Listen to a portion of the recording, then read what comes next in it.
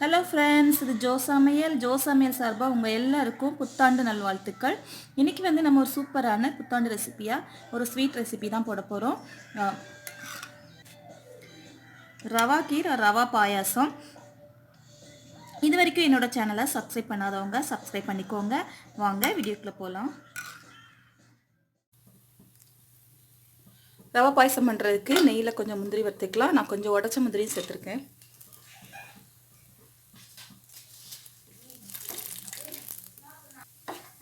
நல்லா வறுபட்டுடுச்சு.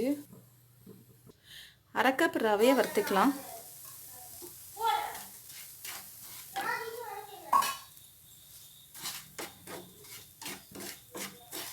நல்லா வறுத்துக்கோங்க. கலர் சேஞ்ச் ஆகக்கூடாது, பட் நல்லா வறுத்துக்கணும். நல்லா வறுபட்டுடுச்சு. இது கூட ஒரு 2 கப் அளவுக்கு பால் சேர்த்துக்கலாம்.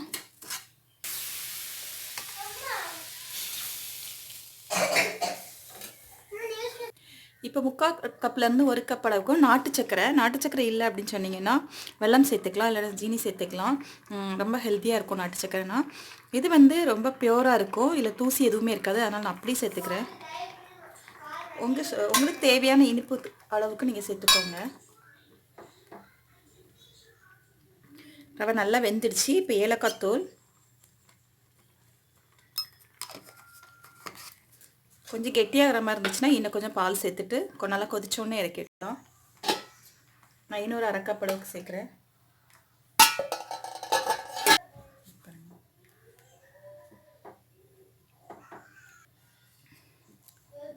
இந்த நியூ இயருக்கு நல்லா ஹெல்த்தியான இந்த மாதிரி பாயாசம் பண்ணுங்கள், ரொம்ப நல்லாயிருக்கும்.